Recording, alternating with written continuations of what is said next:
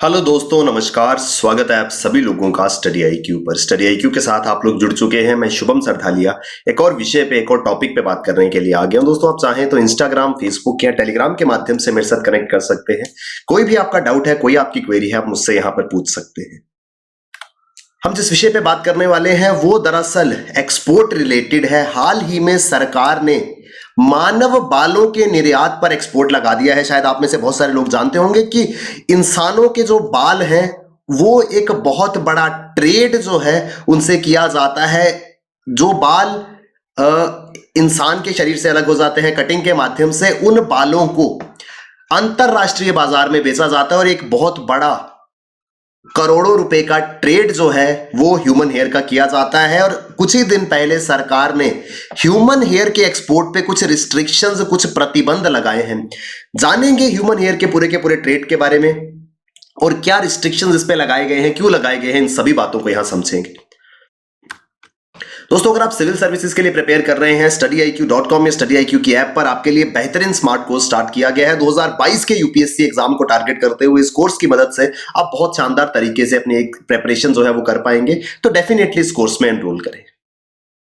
तो सरकार ने हाल ही में मानव बालों के निर्यात पर प्रतिबंध लगा दिया है। Government recently imposed restrictions on export of human hair, a move aimed at curbing alleged smuggling of product from the country. तो देश से कथित रूप में तस्करी जो है वो हो रही थी बालों की। अब ये एक ऐसा प्रोडक्ट है जो इजीली मिल सकता है। कैसे मिल सकता है? आप जानते हैं कि नॉर्मली घरों से या बार्बर शॉप से जितने भी हेयर है वो उनका क्या किया जाता है, वो डिस्पोज ऑफ कर दिए जाते हैं गार्बेज, कचरे के साथ में सॉरी। और वहां पर उस गार्बेज से, उस कचरे के ढेर से बहुत सारे लोग ऐसे हैं जिनको ये काम दिया जाता है, who are being paid for it, जो कचरों के ढेर से ह्यूमन हेयर को कलेक्ट करते हैं और इसको फिर बेचा जाता है, इसको प्रोसेस किया जाता है, अनटेंगल किया जाता है और इसके विग और हेयर एक्सटेंशन बनाए जाते हैं। हेयर एक्सटेंशन आप जानते हैं आज के समय में जब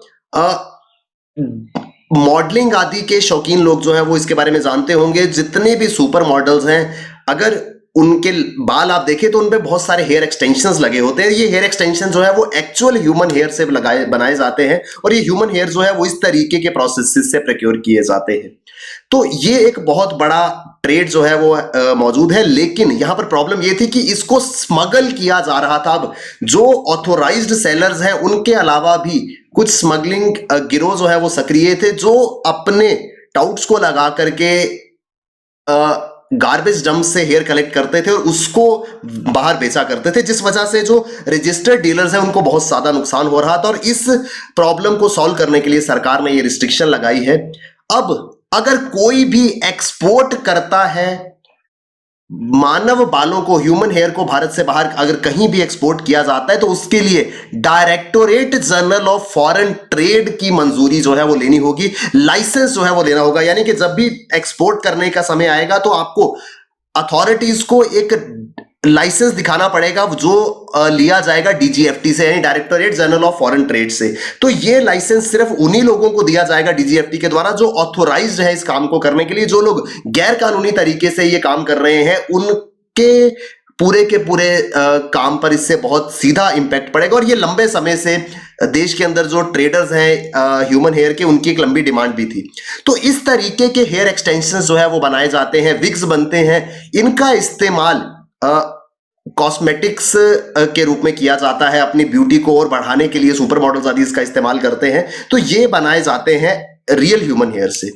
इस नोटिफिकेशन के अनुसार डीजीएफटी जो है उनके लाइसेंस की जरूरत होगी जब भी ह्यूमन हेयर को एक्सपोर्ट करना है, whether washed, waste human hair और any other form of raw human hair. अब क्या होता है कि कटिंग के दौरान जो बाल कलेक्ट होते हैं वो गार्बेज डंप्स में चले जाते हैं, वहां से उनको कलेक्ट किया जाता है और कलेक्ट करके उनको प्रोसेस किया जाता है, वॉश किया जाता है। चाहे प्रोसेस्ड हो चाहे अनप्रोसेस्ड हो, वॉश्ड हो अनवॉश्ड हो, किसी भी तरीके के ह्यूमन हेयर का अगर एक्सपोर्ट करना है तो उसके लिए अब डीजीएफटी की मंजूरी चाहिए होगी, उनका लाइसेंस चाहिए होगा। जितने भी हेयर एक्सपोर्टर्स है जो ऑथोराइज्ड है इस काम के लिए, उन्होंने इस फैसले का स्वागत किया है क्योंकि लंबे समय से उनकी ये डिमांड जो है वो चली आ रही थी। अब जैसे मैंने आपको बताया कि गार्बेज डंप से इस हेयर को कलेक्ट करना है, जो कि लेबर इंटेंसिव काम है, बहुत सारे लोगों की यहां जरूरत पड़ती है। लेकिन एक बहुत बड़ी लेबर इंटेंसिव इंडस्ट्री है जिसमें काफी सारे लोग इन्वॉल्व हैं, लेकिन उनको एक बहुत बड़ा थ्रेट जो है वो स्मगलिंग से हो रहा था। रॉ ह्यूमन हेयर, भारत से बाल जो है उनकी तस्करी करके ले जाया जा रहा था चाइना और म्यांमार में, जहां पर इनकी प्रोसेसिंग होती थी, जिससे लोकल इंडस्ट्रीज और लोकल एक्सपोर्ट्स को बहुत ज्यादा नुकसान हो रहा था। तो इनको नुकसान से बचाने के लिए सरकार ने यह फैसला लिया है। ह्यूमन हेयर ट्रेड की हम बात करेंगे क्योंकि ये पूरा का पूरा आर्टिकल जो है वो ह्यूमन ट्रेड के अराउंड जो है रिवॉल्व कर रहा है। तो ह्यूमन हेयर ट्रेड क्या है? भारत जो है वहां से काफी ज्यादा मात्रा में ह्यूमन हेयर जो है इसका ट्रेड किया जाता है। वेस्ट बंगाल जो है वो मेजर हब है बिसाइड्स आंध्र प्रदेश, तेलंगाना एंड तमिलनाडु। तो ये 4 राज्य ऐसे हैं जहां पे सबसे ज्यादा ह्यूमन हेयर जो है वो एक्सपोर्ट किए जाते हैं, और इन स्टेट्स को सबसे ज्यादा कंपटीशन है चाइना, कंबोडिया, वियतनाम और म्यांमार जैसी कंट्रीज से। अगर हम करंट सिनेरियो में बात करें तो ग्लोबल हेयर इंडस्ट्री जो है वो अप्रोक्सीमेटली 2500 करोड़ रुपए की है। साल भर में 2500 करोड़ का ट्रेड जो है वो ह्यूमन हेयर में होता है, चाहे टैंगल्ड, अनटैंगल्ड, अनप्रोसेस्ड या प्रोसेस्ड हेयर का हो। 2020-21 में भारत ने 15.28 मिलियन यूएस डॉलर का एक्सपोर्ट जो है वो ह्यूमन हेयर का किया था, यानी अप्रोक्सीमेटली 115 करोड़ रुपए के ह्यूमन हेयर जो है वो भारत ने एक्सपोर्ट करे थे 2020-21 में। तो आप समझ पाएंगे कितनी बड़ी ये इंडस्ट्री है और किस तरीके से इसका इस्तेमाल हो रहा है। लेकिन जब स्मगलिंग होती है, क्योंकि गार्बेज डंप्स पे तो किसी का कंट्रोल नहीं है, कोई भी जाकर के हेयर कलेक्ट कर सकता था और उसको एक्सपोर्ट कर सकता था, लेकिन अब क्योंकि अथॉरिटी की परमिशन चाहिए होगी, लाइसेंस की जरूरत होगी, तो वो सिर्फ और सिर्फ ऑथोराइज्ड एक्सपोर्टर्स को ही मिल पाएगा। ये रॉ ह्यूमन हेयर जो है are mainly collected from households and temples. Households में हम घरों के गार्बेज में या फिर बार्बर शॉप से हेयर्स को कलेक्ट किया जाता है, या फिर मंदिरों से बाल जो है वो लिए जाते हैं। शायद आप लोग जानते होंगे बहुत सारे देश के प्रसिद्ध मंदिर ऐसे हैं जहां पर लोग अपने बाल जो है वो अर्पण करते हैं। ऐसी प्रथा चली आ रही है कि कुछ मंदिरों में अगर आप कोई मन्नत मांगते हो और वो मन्नत पूरी हो जाती है तो वहां पर चढ़ावे के रूप में लोग अपने बालों को अर्पण कर देते हैं। तो यहां पर आंध्रा, तेलंगाना में, वेस्ट बंगाल आदि राज्यों में कुछ ऐसे मंदिर हैं। जो सबसे फेमस टेम्पल है तिरुपति मंदिर जो है, वहां पर काफी ज्यादा मात्रा में बालों को चढ़ावे के रूप में चढ़ाया जाता है। लोग अपनी मन्नत पूरे होने पर अपने बाल जो है वो अर्पण करते हैं। इस वजह से इस तरीके के जो मंदिर हैं वो बड़े लार्ज स्केल में ह्यूमन हेयर जो है उनको एक्सपोर्ट करते हैं। 2019 में करीब 12 करोड़ रुपए के बाल जो हैं वो ऑक्शन हुए थे तिरुपति टेम्पल से। तो तिरुपति बालाजी मंदिर से 12 करोड़ रुपए के हेयर जो है वो ऑक्शन हुए थे 2019 में। तो इस तरीके से हाउस होल्ड्स हो या मंदिर हो, वहां से इन बालों को कलेक्ट किया जाता है और इन बालों को इस्तेमाल किया जाता है to cater the beauty market globally. दुनिया भर में बड़े बड़े मैगजीन कवर्स में सुपर मॉडल्स के बालों में जो हेयर एक्सटेंशन लगे होते हैं वो इस तरीके से बनाए जाते हैं। भारत के अंदर अगर हम हेयर कलेक्शन की बात करें तो 2 तरीके के हेयर है, एक कहलाते हैं रेमी हेयर, दूसरे कहलाते हैं non remy hair. Remy hair जो है वो बेस्ट ग्रेड का हेयर जो है वो माना जाता है, क्योंकि it is collected from temples where pilgrims donate their hair as a religious form. एक धार्मिक व्रत के रूप में, धार्मिक प्रथा के रूप में लोग जो है वो अपने बाल अर्पण करते हैं। और ये हेयर जो है ये काफी बेहतरीन क्वालिटी के माने जाते हैं, अच्छी क्वालिटी के हेयर इनको माना जाता है। क्यों? क्योंकि पूरे के पूरे बाल अर्पण कर दिए और किसी प्रकार के गार्बेज से नहीं कलेक्ट हो रहे हैं, ये डायरेक्टली ह्यूमन के सरों को शेव करके उन बालों को कलेक्ट किया जा रहा है। तो इसमें किसी प्रकार की कोई सेग्रीगेशन करने की जरूरत नहीं है, इनको साफ करने की बहुत ज्यादा केमिकल प्रोसेसिंग की जरूरत नहीं होगी। तो ये जो है वो बेस्ट ग्रेड हेयर माने जाते हैं।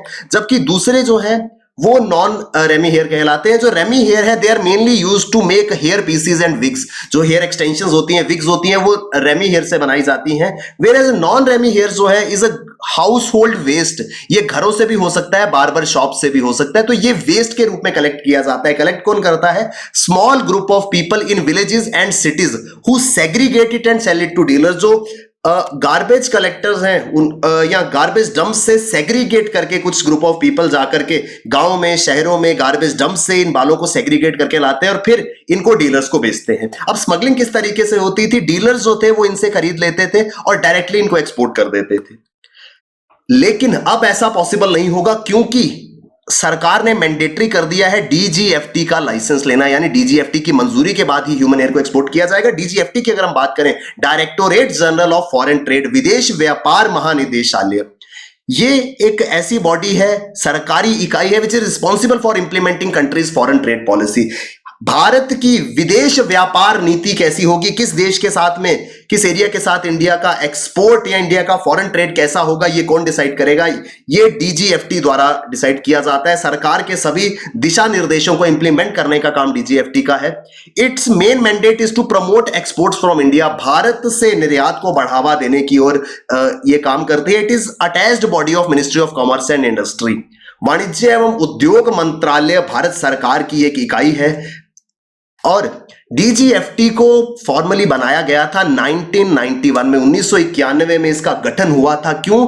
फॉलोइंग दी एलपीजी रिफॉर्म्स, जब देश के अंदर लिबरलाइजेशन, ग्लोबलाइजेशन और प्राइवेटाइजेशन यानी उदारीकरण, वैश्वीकरण और निजीकरण की नीतियां शुरू हुई थी, जब ये पॉलिसीज इंप्लीमेंट हुई थी, उस समय हमको एक्सपोर्ट प्रमोशन के लिए या एक्सपोर्ट पॉलिसीज को इंप्लीमेंट करने के लिए एक बॉडी की जरूरत थी। उस समय डीजीएफटी को बनाया गया था। जितने भी एक्सपोर्ट रिलेटेड डिसीजंस हैं वो डीजीएफटी द्वारा लिए जाते हैं। और जब बार बार ये डिमांड जो है डीजीएफटी के सामने आ रही थी कि देश के जो हेयर ट्रेडर्स हैं उनको नुकसान हो रहा है इस इलीगल स्मगलिंग से, तो उन्होंने मैंडेटरी कर दिया कि अब अगर किसी को भी हेयर को एक्सपोर्ट कर रहे हैं डीजीएफटी की परमिशन लेनी होगी, तो जो गैर कानूनी तरीके से स्मगल कर रहे हैं वो डीजीएफटी की परमिशन नहीं ले पाएंगे।